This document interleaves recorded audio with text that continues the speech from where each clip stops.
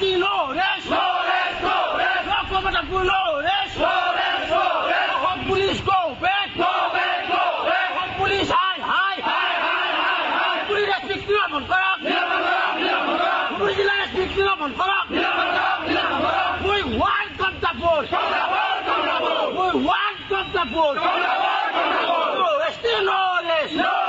যোৱাকালি আমাৰ সৰু কোচ ৰাজবংশী ছাত্ৰ সন্থাই যি আমাৰ জনজাতিকৰণ আৰু কমতাপুৰৰ দাবীত যি জোৰ সমদল উলিয়াইছিল সেই সমদলত যি আমাৰ গৃহ বিভাগ এই গৃহ বিভাগে মানে এনেকুৱা ধৰণৰ আমাৰ জাতিটোক বা আমাৰ ছাত্ৰ সন্থাক এনেকুৱা ধৰণে বৰ মানে ব্যৱহাৰ কৰিছে। এই ঘটনাক আমি সৰু কোচ ৰাজবংশী ছাত্ৰ সন্থাই গৰিহণা দিছোঁ, ধিক্কাৰ দিছোঁ।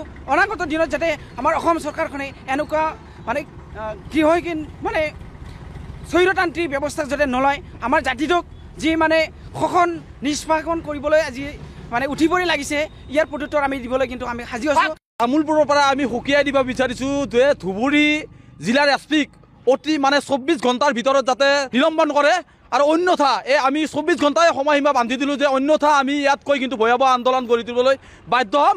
আৰু লগতে আৰু যদি এই বিজেপি চৰকাৰখনে যদি আমাৰ ভূমিপুত্ৰ ৰাজবংশীসকলৰ মানে যি অত্যাচাৰ তেওঁলোকে সহ্য কৰে বা যদি তেওঁলোকৰ ব্যৱস্থা এখন নলয়, তেতিয়াহ'লে কিন্তু আমি এই অনাগত নিৰ্বাচন তথা 2026 চনৰ যি বিধানসভা নিৰ্বাচনত আমি প্ৰত্যুত্তৰ দিয়াৰ কাৰণে সাজু আছোঁ। আৰু আমি 24 ঘণ্টাৰ ভিতৰত ধুবুৰী জিলাৰ এছপিক আমি নিলম্বন কৰাৰ কাৰণে আমি সদৌ কোচ ৰাজবংশী ছাত্ৰ সন্থাৰ পৰাই আৰু তামোলপুৰ জিলা ছাত্ৰ সন্থাৰ পৰাই আমি দাবী জনাইছোঁ। পূব ধুবুৰী জিলা আক্ৰাসুৰ উদ্যোগত যোৱাকালি গোলককুঞ্জত সদৌ কোচ ৰাজবংশী ছাত্ৰ সন্থাই কোচ ৰাজবংশীসকলৰ দীৰ্ঘদিনীয়া দাবী পৃথক কমতাপুৰ আৰু জনজাতিকৰণৰ দাবীত এক প্ৰতিবাদী কাৰ্যসূচী ৰূপায়ণ কৰিছিল। সম্পূৰ্ণ গণতান্ত্ৰিকভাৱে আৰু শান্তিপূৰ্ণভাৱে সেই সমদল ওলোৱা হৈছিল।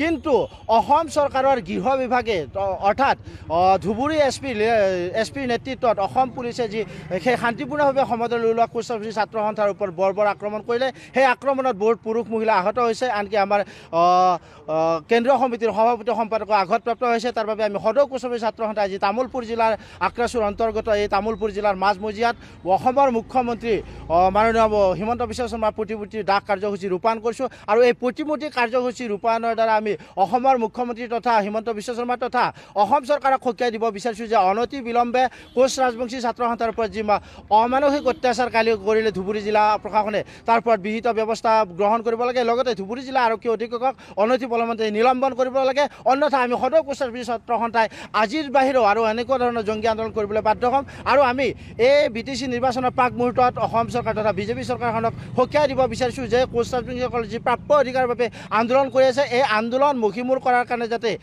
অসম চৰকাৰৰ গৃহ বিভাগে এই কোচ ৰাজবংশীসকলৰ ওপৰত অত্যাচাৰ নকৰে, তাৰ বাবে আমি সদৌ কোচ ৰাজবংশী ছাত্ৰ সন্থাই পুনৰবাৰ সকীয়াই দিছোঁ। আৰু অন্যথা আমি সদৌ কোচ ৰাজবংশী ছাত্ৰ সন্থাই BTC নিৰ্বাচনত এই বিজেপি চৰকাৰখনক উচিত প্ৰত্যুত্তৰ দিবলৈ বাধ্য হ'ম।